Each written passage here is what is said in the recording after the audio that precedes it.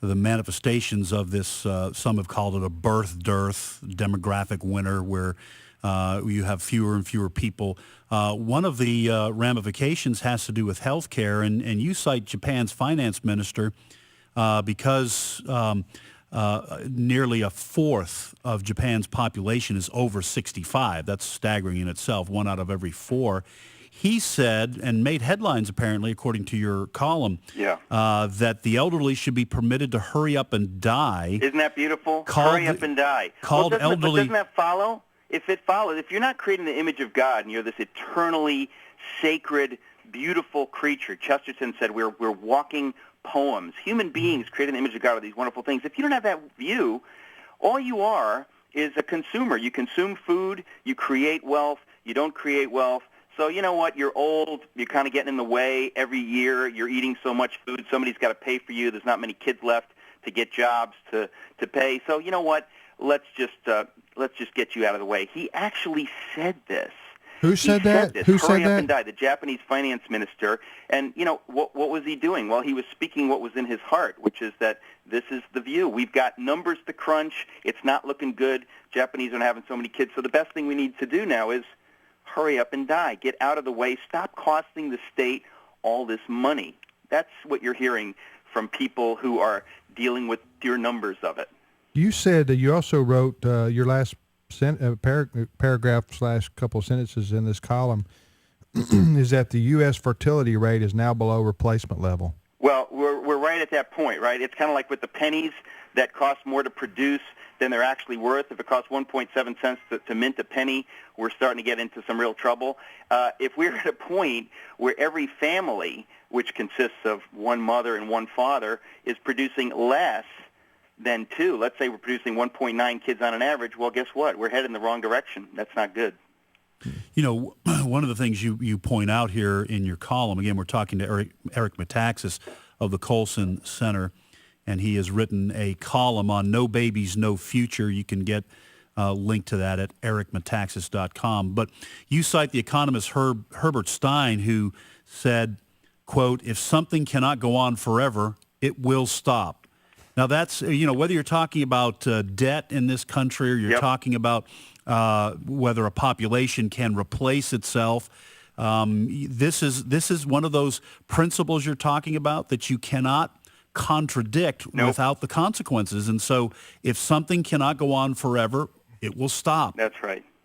Well, that's the story of the West. As we've turned away from God, and we know that Europe is always our elder brother ahead of us by a few years in this department, we see there are all kinds of consequences. And one consequence, as we've said, it's purely financial. It doesn't work. It does not work. We're created to increase our population. We've been told this, lie for 200 years, and most specifically in the past, let's say 50 years, that, population's out of control, and, that's fundamentally untrue. There's always truth in every lie, but fundamentally, that's not the issue. The issues are much more complicated. But if you sort of feel that, well, that's true, so I should have less kids, that's the responsible thing to do, kind of like recycling. It's the responsible thing to do, driving a green car. It's almost like it becomes a replacement religion that you think you're doing your part, when in fact you're doing something that is ultimately hurting the larger situation.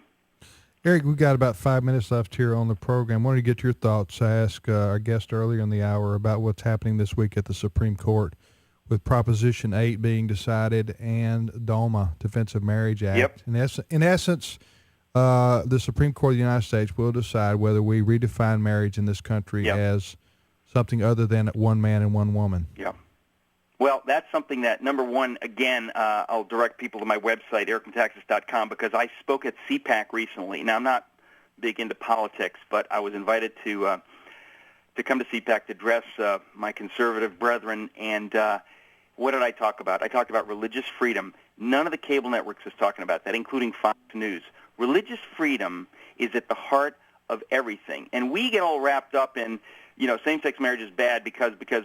Forget about why we think a man and a woman is the answer, because that's another conversation. The number one issue right now is the issue of religious freedom. If this goes into law, if marriage is legally redefined, legally, I emphasize legally, then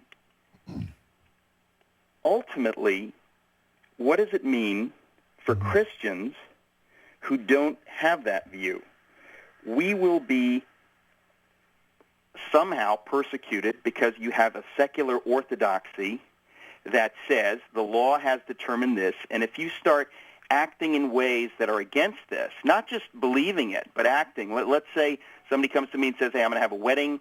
It's a same-sex wedding, and I want you to photograph it. Now, if I say, well, I don't feel comfortable doing that. I don't say God hates fags or something harmful, which is not of Jesus, because people can be bigoted and hateful, and that is never of God. But if I lovingly say, I don't feel comfortable, I'm a photographer, can I pass you on to a colleague of mine? Well, there has already been a lawsuit for a photographer. There's a baker who didn't want to bake a cake for same-sex. Suddenly, living out your faith in the most polite way becomes an offense against the secular orthodoxy. Again, I talk about this at CPAC, but this is something that we have as Christians. Number one, we're going to have to speak the truth in love. When people get angry and hateful, that's never of Jesus, and we need to be warned now. God will not approve of that, and he will not bless that.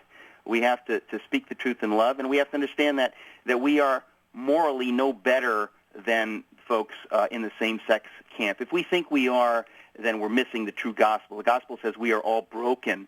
We are all sexually broken. So we come with mercy. We come with mercy and love into that situation. We're not speaking, if we're simply speaking about morality as though we're somehow better, then we really are missing God's heart on this issue. But the religious liberty issue, which I did speak about at CPAC, this is the issue which I think Christians need to be focused on, to say to our gay friends, listen, if you want to do what you want, I don't agree with it, but how will it affect my religious liberties? Well, they're coming for the church, Eric.